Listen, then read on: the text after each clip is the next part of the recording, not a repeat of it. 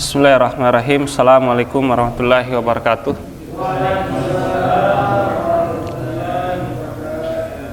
Alhamdulillahi rabbil alamin. Salatu wassalamu asrafil anbiya'i wal mursalin wa ala alihi wa ashabihi wa man tabi'ahum bi ihsanin ila yaumiddin. Asyhadu an la ilaha illallah wahdahu la syarikalah wa ashhadu anna Muhammadan abduhu wa rasuluh. Ya ayyuhalladzina amanu taqullaha haqqa tuqatih wa la tamutunna illa wa antum muslimun. Fa inna asdaqal hadithi kitabullah wa khairul hadi hadi Muhammadin sallallahu alaihi wasallam wa sharrul umuri muhdatsatuha wa kullu muhdatsatin bid'ah wa kullu bid'atin dhalalah wa kullu dhalatin finnar. Jamaah yang dimuliakan Allah Subhanahu wa taala. Pertama, kita memuji kepada Allah Subhanahu wa taala atas segala nikmat yang senantiasa tercurah untuk kita semua.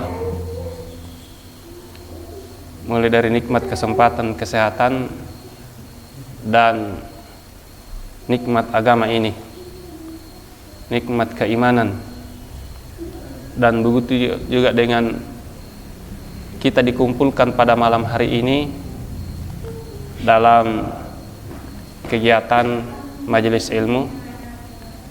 Allah Subhanahu wa taala memberikan nikmat yang besar untuk kita semua, karena ini adalah jalan-jalan kebahagiaan. Rasulullah sallallahu alaihi wasallam beliau bersabda, wa majtama qaumun fi baitin min buyutillah yatluna kitaballah wa yatadarasunahu bainahum illa nazalat alaihimus sakinah wa ghasyiyatuhumur rahmah wa haffathumul malaika wa dzakarahumullahu fi man indah. Tidaklah berkumpul satu kaum di salah satu daripada rumah-rumah Allah Subhanahu wa taala, mereka membaca kitab Al-Qur'an atau saling mengajarkannya di antara mereka, illa nazalat alaihimus sakinah, kecuali akan diturunkan ketenangan kepada mereka.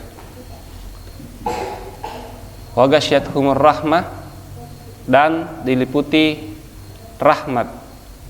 Wa haffathumul malaikah, dan dinaungi malaikat-malaikat Allah Subhanahu wa taala. Wa dzakarahumullahu fi man inna, dan nama-nama mereka diperkenalkan, disebut oleh Allah Subhanahu wa taala di hadapan penduduk langit. Salam dan selawat kepada Nabiullah Muhammad SAW, kepada para keluarganya, para sahabatnya, para tabi'in, dan seluruh kaum muslimin yang senantiasa istiqomah di jalan yang beliau bawakan. Jamaah sekalian yang dimuliakan Allah Subhanahu wa taala, materi kita pada malam hari ini adalah sejenak bersama orang-orang soleh. Jadi kita ini semua insya Allah adalah orang-orang soleh. Jadi bukan yang ini yang kami maksud kita bersama-sama. Jadi insya Allah kita akan mengangkat sebuah kisah daripada kisah orang soleh. Seorang pemuda yang bernama Bashir. Jadi bukan Basir ya, Bashir. Tidak ada Pak Basir ya. Ya. Bashir ini adalah seorang pemuda yang soleh, yang senantiasa mendatangi majelis-majelis ilmu. Ya, seperti kita semua ini. Makanya ini juga masuk dalam judul tersebut, tema kita. Nah, seperti biasa, dia pergi ke tempat dia mendatangi majelis ilmu. Bashir tiba-tiba dia melihat di aliran air sungai itu sebuah apel terbawah air. Nah, kebetulan lagi Ya, lapar juga, akhirnya dipungut ini apel, kemudian dimakan. Sampai di tempat biasa dia mengikuti majelis taklim, maka dia mendapati dirinya tiba-tiba banyak hafalannya yang hilang. Ya, banyak hafalannya yang hilang. Jadi dia pun menjadi heran dan mencari kira-kira apa yang menyebabkan sehingga hafalannya ini hilang. Nah, maka teringatlah apel yang ia makan. Teringatlah apel yang ia makan. Jangan sampai apel ini, karena dia adalah pemuda yang wara, berhati-hati, jangan sampai apel ini adalah bukan hakku, sehingga menyebabkan ya hafalannya hilang. Ya. Dengan mengingat ya kaidah innal ilma nurul wa nurullah la yuhda li'asi. Jadi la yuhda li'asi. Sesungguhnya ilmu adalah cahaya dan cahaya Allah, dan tidak akan diberikan kepada mereka yang bermaksiat. Maka dia menyangka gara-gara ini kira-kira hafalanku hilang. Ya. Jadi mungkin misalnya kalau kita sering hilang hafalan, Pak, coba cari-cari. Apanya mau hilang, nah tidak pernah kita mau hafal. Ya. Maka ikhwan sekalian yang dimuliakan Allah Subhanahu wa taala, Bashir ini mencari yang punya ini, menelusuri sungai. Siapa tahu dia mampu bertemu dengan pemilik apel tersebut. Maka setelah ditelusuri ini sungai, aliran sungai, maka sampailah dia ke sebuah kebun apel, ya, bukan kebun jambu, kebun apel. Ya. Dan kebetulan skenario Allah, dia mempertemukan sang pemilik kebun. Maka dia pun datang, masuk, menyampaikan salam dan menyampaikan hajatnya. Apakah ini kebun tawahai orang tua? Iya. Ai ngira ampungan nih. Baka nure barang. Baka re apel takukan re si batu. Ya, re apel takukan re si batu. Jari ya, saya datang di sini mau minta halalnya, ya, kirdoannya. Nah, kebetulan pemilik apel ini adalah orang yang soleh juga, dan dia tahu kaidah, dia tahu fikih hukumnya. Oke, gila segampang itu. Kayak yang datang ini dia yakin ini adalah pemuda yang soleh karena dia hati-hati dengan perkara yang haram. Akhirnya dia memanfaatkan ini. Tidak segampang itu, ada syaratnya. Kalau mau dihalalkan itu sebuah apel, ada syaratnya. Apa syaratnya? Kau menikahi dulu dengan kau nikahi putriku. Nah, ini luar biasa. Apa tuh balo-balo kan bisa pikir lamber nih. Bagaimana? Rauf. Said. Tapi sebelum lanjut, saya tanya Ki dulu. Ustadz Said kan dia pembina yayasan. Ini apel ini bagi Bashir ini halal atau haram? Boleh makan atau tidak? Berdampingan bisa kita diskusi. Hah? Syubhat. Subhanallah. Kalau asrong, bagaimana ini apel ini yang dibawa didapat di sungai, halal, boleh dimakan atau tidak? Iya. Hah? Halal. Ijtihad itu?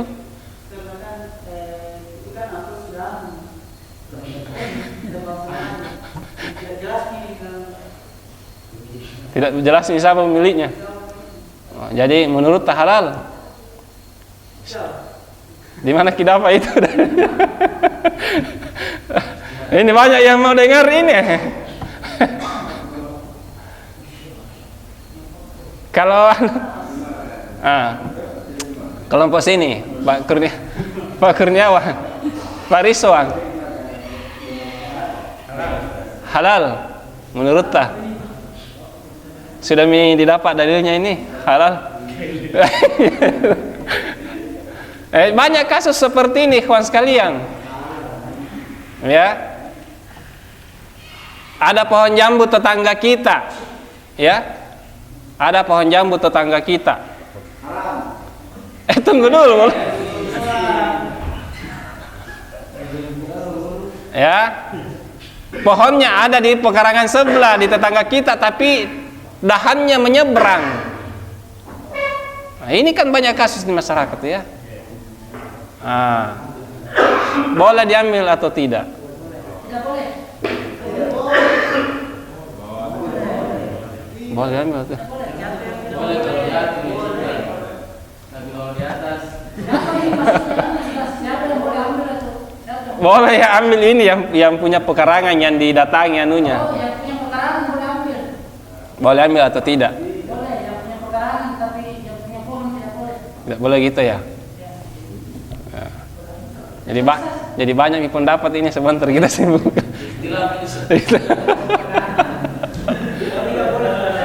Iya.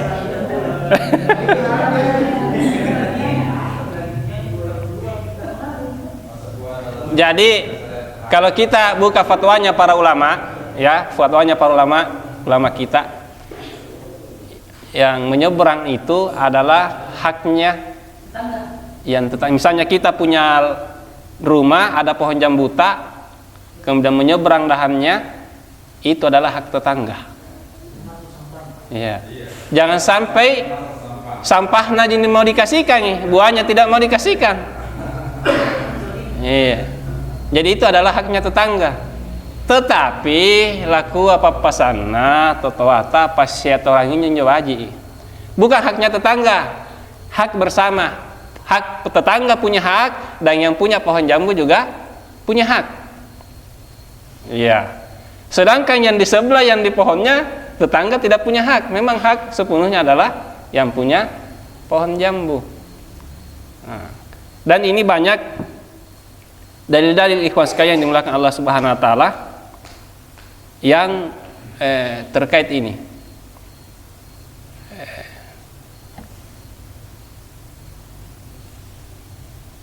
Di dalam sebuah hadis, ya misalnya kan ada juga kejadian kita masuk ke kebun orang ya, haus ki, lapar ki, boleh ambil buahnya atau tidak?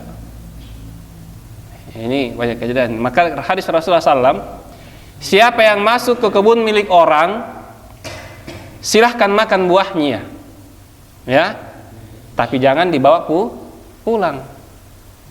Jadi tidak jadi boleh untuk sekedar menghilangkan rasa lapar atau haus kita, tapi tidak boleh bawa karung. Ya. Dan di dalam hadis yang lain, ya, kata Rasulullah SAW, siapa yang masuk ke kebun orang maka hendaklah dia memanggil pemilik kebun 3 kali, dipanggil. Ya. Kalau tidak ada, maka boleh dia memakan ya secukupnya, tapi tidak boleh dibawa pulang. Ya. Jadi seperti hukum ini yang menyeberang tadi, ya, maka alangkah bagusnya ketika menyeberang yang punya pohon mengatakan ampa arakko yang alitong moko. Tapi gelenake ke barasan kona, barasa tomo taha-tahana. Ya seperti itu. Nah. Jangan sampai kita kaku menyeberang, aku aleh laku tak bagi naik. Susul sehingga tanah perbatasan. Nah, ini kan ya, tidak membangun hubungan yang baik dengan tetangga. Padahal Rasulullah SAW mengatakan, aku sering sekali diwasiatkan oleh Jibril tentang ya berbuat baik kepada tetangga. Jadi ini Rasulullah SAW sering mendapatkan wasiat dari Jibril untuk diperintahkan berbuat baik kepada tetangga.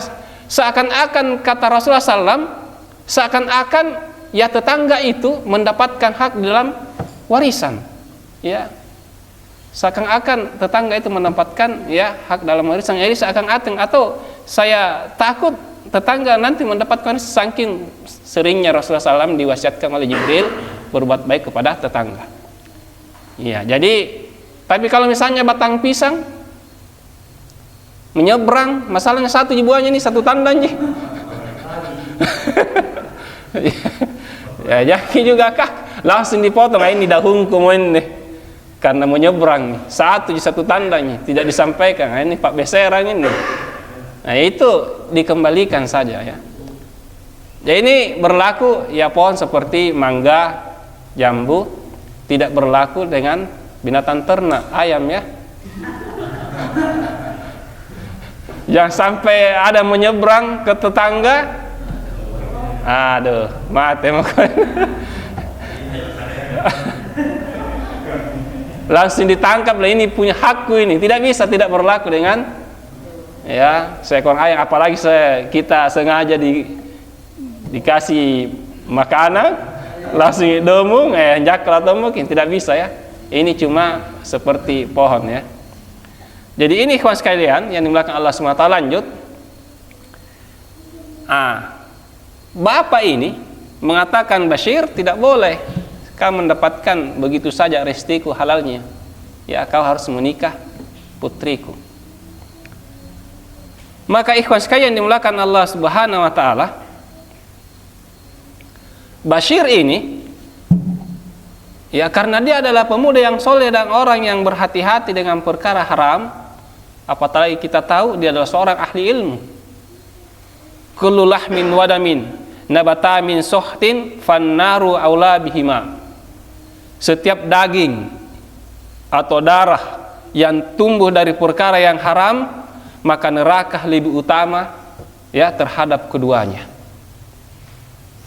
Jadi setetes darah atau secuil daging yang tumbuh dari perkara yang haram, tidak ada yang pantas untuk mensucikannya kecuali neraka. Maka Bashir ini mengatakan kalau memang itu syaratnya, ya saya nikahi putrita. Ya, saya nikahi putrita.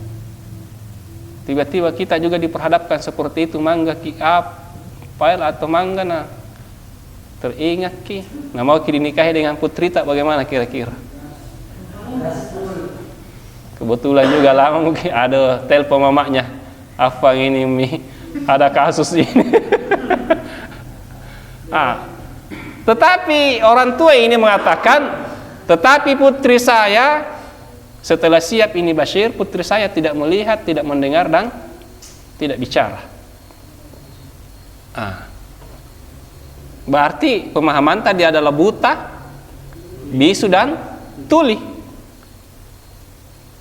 Sehingga ikhwas sekalian dimuliakan Allah Subhanahu wa taala, seorang pemuda yang memang betul-betul mencari ridha Allah Subhanahu wa taala dan takut tentang perkara-perkara haram, apatah lagi dalam hadis Rasul katakan orang yang memakan yang haram tidak diterima salatnya selama 40 hari, doanya tidak dikabulkan, banyak sekali bahayanya perkara-perkara haram. Maka pemuda ini mengatakan, ya kalau memang itu syaratnya, insya Allah saya siap menikah dengan putri bapak. Tapi bapak bilang, tapi tidak tunggu lama, sebentar malam. Ya, sebentar malam. Tidak diizinkan pulang. Oke lanjut. Maka singkat cerita dinikahkan dengan acara yang sederhana. Maka setelah dinikahkan, bapak perempuan ini bilang, silahkan temui istrimu di kamarnya. Maka dia pun mengucapkan Assalamualaikum warahmatullahi wabarakatuh. Dia tahu istrinya bisu, tapi tiba-tiba ada tuli bisu, tiba-tiba ada suara yang menjawab dari dalam, Waalaikumsalam warahmatullahi wabarakatuh. Dia lari kembali ke mertuanya, yang mana kamarnya istriku? Ya, yang mana kamarnya? Nah, itu cocok nih. Masalahnya ada orang yang menjawab di dalam. Nah, tidak cocok itu, masuk saja itu istri itu. Maka dia datang kembali, disalam, kemudian dijawab, dan itu ya walaupun kita tahu istri tak atau ada anggota keluarga kita bisu, tuli, kita tetap memberi salam di sebuah orang, atau kita masuk rumah kita memberi salam. Karena ada setan, bisa saja ada setan di dalam, dan cara mengusirnya adalah mengucapkan salam. Jika kita mengucapkan salam, maka mereka mengatakan, ya kita tidak punya tempat di sini. Siapa namanya setan itu? Dasim. Kalau perempuannya Dasimah.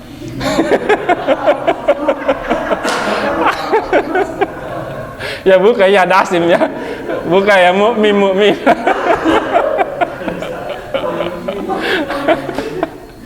Ya Dasim saja, yang ada dalam hadis Dasim saja ya.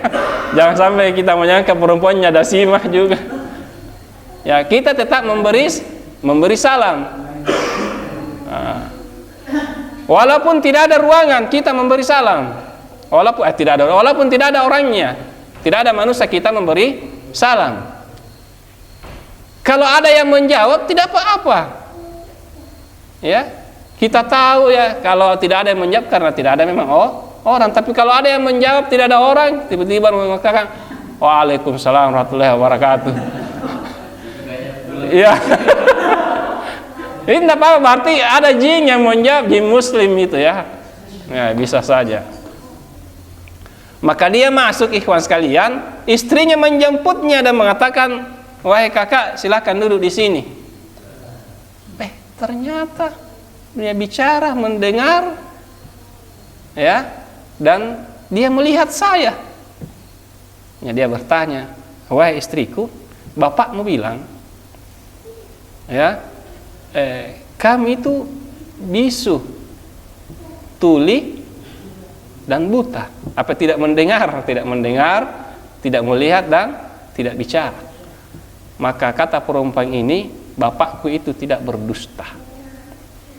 Ya, yang dimaksud bapak saya adalah saya ini tidak pernah diizinkan untuk melihat perkara-perkara yang haram, yang tidak dicintai oleh Allah Subhanahu wa taala. Jadi saya dijaga oleh bapak saya selama ini tidak diizinkan untuk melihat perkara yang haram, yang dibenci oleh Allah Subhanahu wa taala. Begitu juga dengan pendengaranku, dan begitu juga dengan mulutku tidak pernah diizinkan untuk mengatakan hal-hal yang tidak dicintai oleh Allah Subhanahu wa taala. Semuanya adalah dalam rangka saya diarahkan, dididik ya kepada hal-hal yang dicintai oleh Allah Subhanahu wa taala. Ikhwan sekalian yang dimuliakan Allah Subhanahu wa taala, maka ya dibuka cadarnya, nikabnya, ternyata dia adalah wanita yang paling cantik di kampung itu. Jangan bercita. Ternyata maka beruntunglah pemuda ini. Ya, karena dia orang yang betul-betul bertakwa. Ya, menjaga dirinya, wara, berhati-hati dari perkara yang haram, maka Allah Subhanahu wa taala berikan ya balasan, dipertemukan dengan ya istri yang solehah.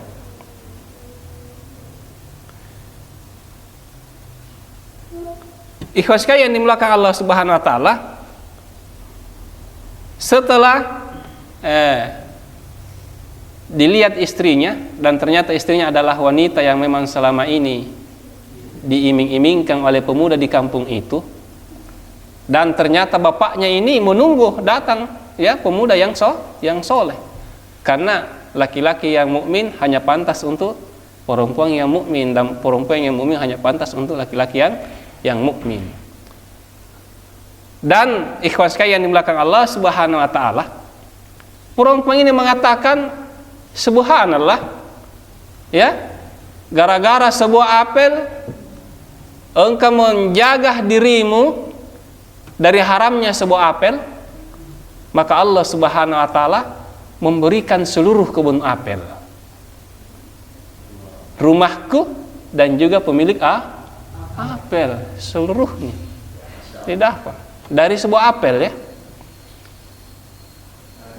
apa yang didapat? Ya, kebun apelnya, rumahnya, punyanya, plus-plusnya lagi.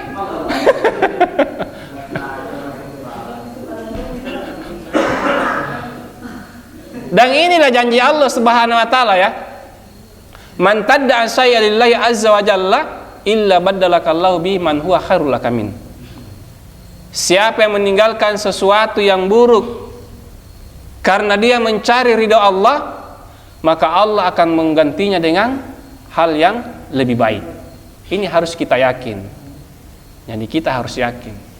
Jika kita meninggalkan sesuatu yang tidak dicintai oleh Allah, yang dibenci oleh Allah karena mencari keridhaan Allah Subhanahu wa taala, maka pasti Allah akan mengganti dengan hal yang lebih baik. Wa may yattaqillaha yaj'al lahu makhraja. Siapa yang senantiasa bertakwa kepada Allah Subhanahu wa taala, menjaga ketakwaannya ini, ya, ittaqullaha haitsu ma kunta. Ya, bertakwalah kalian, bertakwalah dalam keadaan apa, dimanapun kamu berada. Salah satu maknanya dalam kondisi apapun, dalam sesulit apapun, pertahankan itu ketakwaan. Wa yarzuqhu min haitsu la yahtasib, dan Allah akan berikan rezeki dari arah yang tiada disangka-sangka. Jadi ini rezeki tiada disangka-sangkanya bagi orang beriman.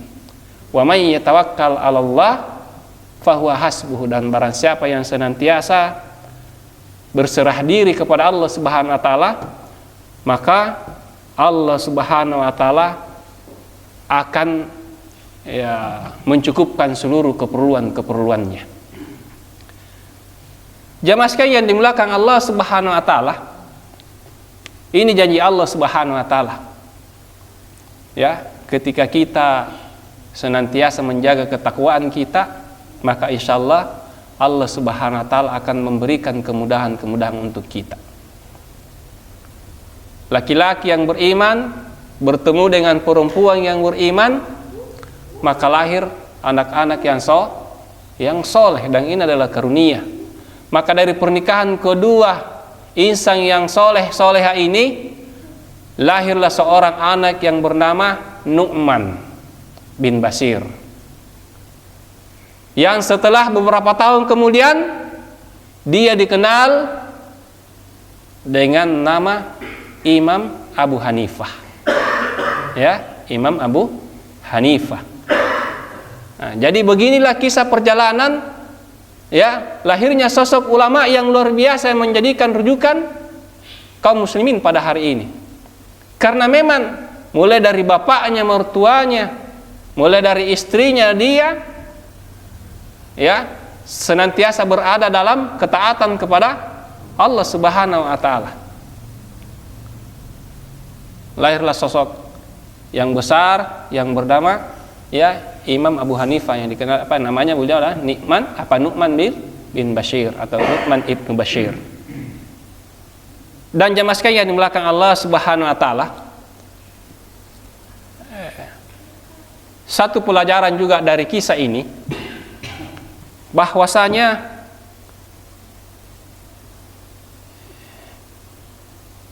di zaman kita ini banyak manusia yang tidak memperhatikan perkara halal haram.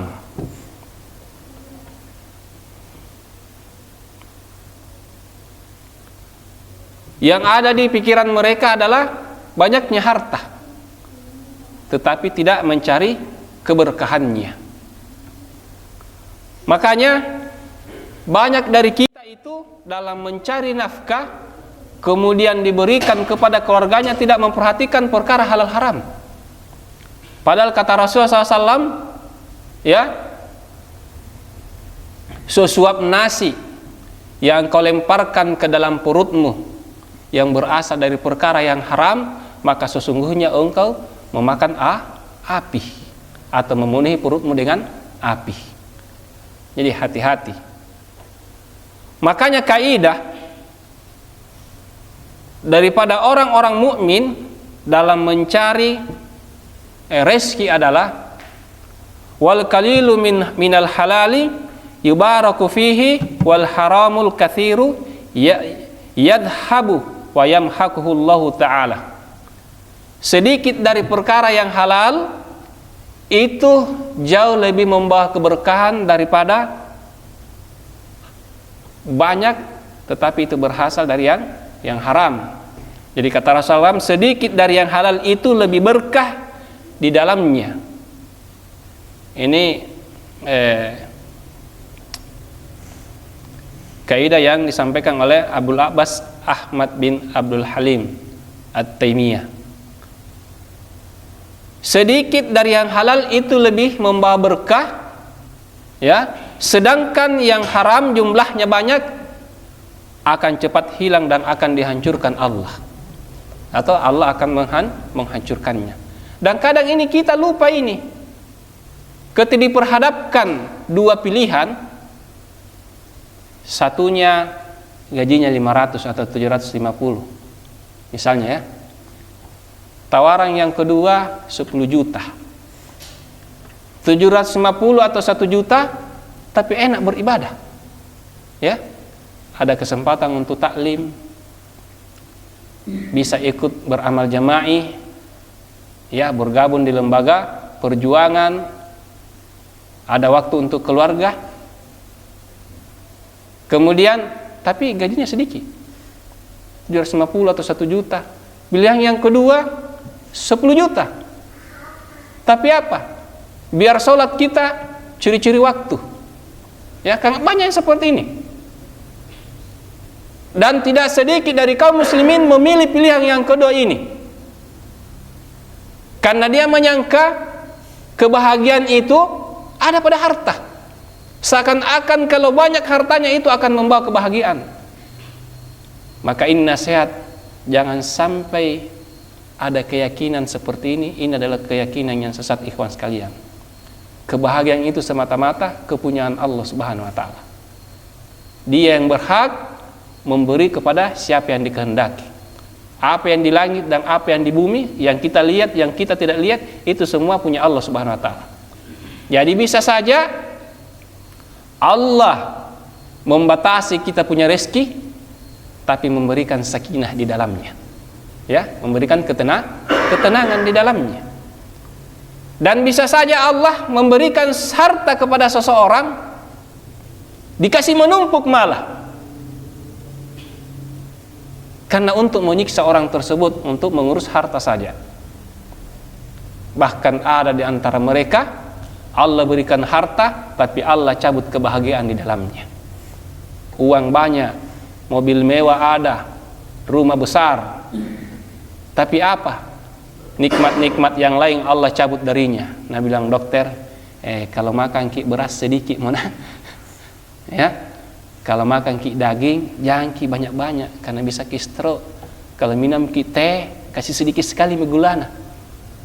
Apa gunanya itu harta? Kalau semua yang makanan yang ada ini kita tidak bisa nikmati. Coba kita yang tidak ada duit, apapun datang di sini diambah semua, alhamdulillah, ini nikmat yang besar. Tidak ada yang singgah. Ya, ini nikmat. Coto datang, ludes, ya, mau berminyak mau kering, ludes. Ini nikmat. Ketika nikmat ini, maka syukur, ikhlas sekalian. Jadi kebahagiaan itu tidak ada pada harta. Andaikan pada harta, maka tidak usah, ya, orang-orang yang berharta itu datang ke psikiater untuk berkonsultasi. Banyak dari mereka itu datang, bagaimana ini, besar sekali masalahku. Bayangkan. Dan tak usah mereka itu ketika mau tidur, ya, harus minum obat dulu. Minum CTM, obat tidur, obat penenang. Coba bayangkan. Padahal harta banyak. Harta banyak. Kita ini tidur itu nikmat. Biar sedang ngaji tarbiyah tidur sih.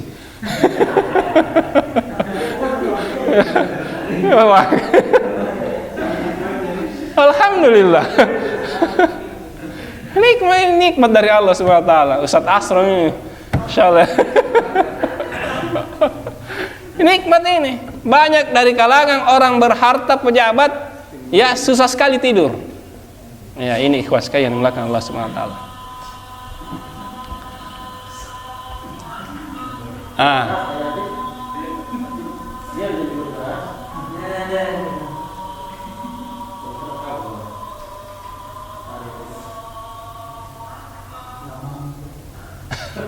Maka orang mukmin itu ini kaidah yang dia pakai dalam mencari rezeki, walaupun sedikit, yang penting ia halal. Insya Allah Allah Subhanahu wa taala memberikan keberkahan di dalamnya.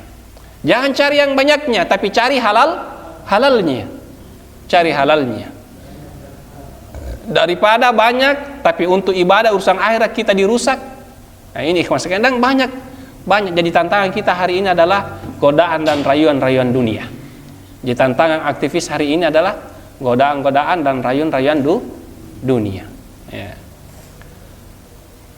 Allah Subhanahu wa taala berfirman di dalam Al-Qur'an, "Wa laqad zara'na li jahannama katsiran minal jinni wal ins, lahum qulubun la yafqahuna biha, wa lahum a'yun la yubsiruna biha, wa lahum adhanun la yasma'una biha.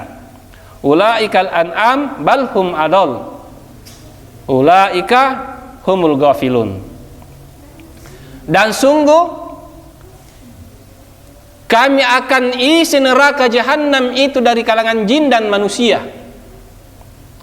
Apa penyebabnya mereka dimasukkan ke dalam neraka jahanam, jin dan manusia? Mereka memiliki hati, tetapi tidak dipergunakan untuk memahami ayat-ayat Allah Subhanahu wa taala. Mereka memiliki telinga, tapi tidak dipergunakan untuk mendengarkan ayat-ayat Allah Subhanahu wa taala. Dan mereka diberikan mata tapi tidak dipergunakan untuk melihat-lihat tanda kebesaran Allah Subhanahu wa taala. Mereka seperti binatang, bahkan lebih sesat lagi daripada binatang ternak. Mereka itulah orang-orang yang lengah. Inilah yang didapatkan Nu'man bin Bashir.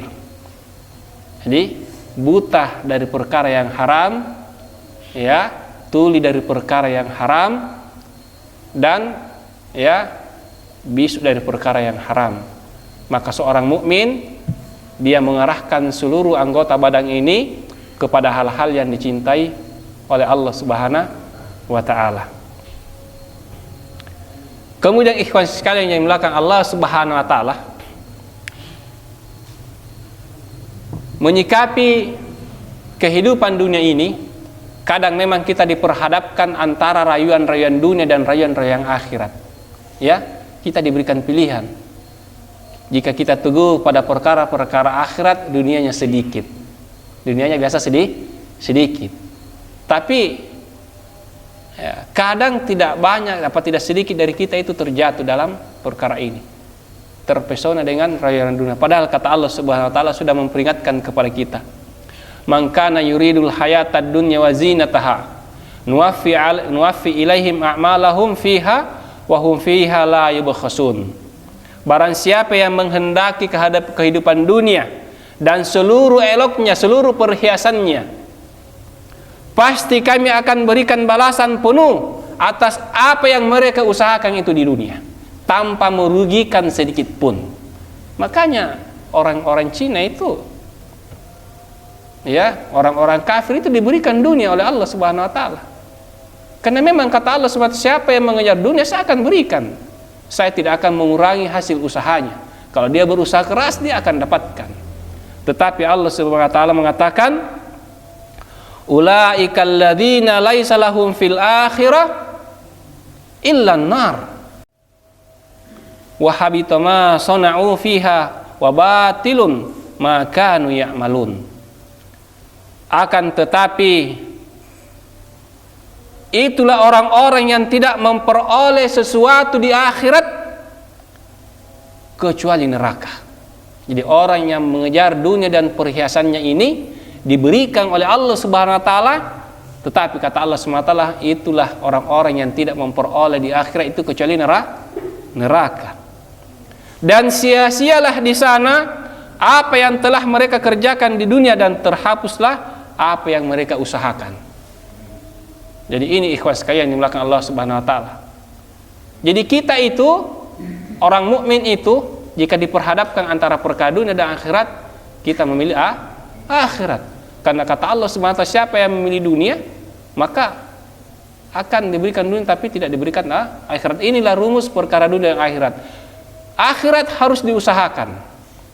Ya, siapa yang mengejar akhirat, maka Allah akan memberikan kebahagiaan akhirat dan Allah memberikan jaminan dunia.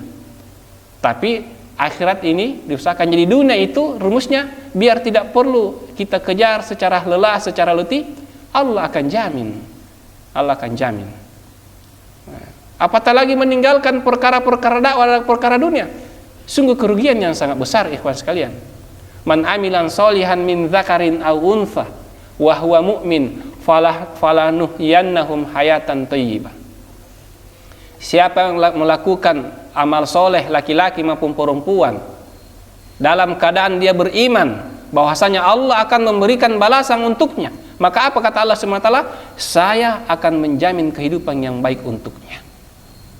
Tetapi kalau dibalik, orang yang mengejar seperti ayat tadi, orang yang mengejar dunia tidak akan mendapatkan apa-apa. Kita menanam padi atau jagung, maka insya Allah tumbuh jagung, dan mau tidak mau pasti tumbuh rumput di sekitarnya. Ya, biar kita tidak mau. Jangan kita protes, kenapa jagung ku tanam ini tumbuh juga rumput. Nah itulah ya salah satu pelajaran yang kita bisa ambil. Ya, rumput ini biar kita tidak ditanam di atas kantung, seperti itulah dunia. Biar kita tidak mau, tidak terlalu berletih-letih, bersusah payah, Allah akan jamin. Tidak mungkin ya Allah tidak jamin perut ini. Ya. Tetapi siapa yang menanam rumput, kira-kira tumbuh dunia? Kira-kira tumbuh jagung? Tidak mungkin. Ya. Jadi kalau tanam jagung, tumbuh rumput. Siapa yang menanam rumput, tumbuh juga jagung? Tidak mungkin. Maka yang tumbuh cuma rumput. Maka seperti itulah siapa yang mengejar dunia, maka Allah cuma memberinya dunia dan tidak memberinya akhirat. Saya kira ini kawan sekalian beberapa pelajaran yang dapat kami sampaikan pada malam hari ini. Mudah-mudahan memberikan manfaat kepada kita semua, terutama kepada diri pribadi kami. Kami akhiri dengan membaca doa kafaratul majelis. Subhanakallahumma bihamdik asyhadu an la ilaha illa anta astaghfiruka wa atubu ilaik. Assalamualaikum warahmatullahi wabarakatuh.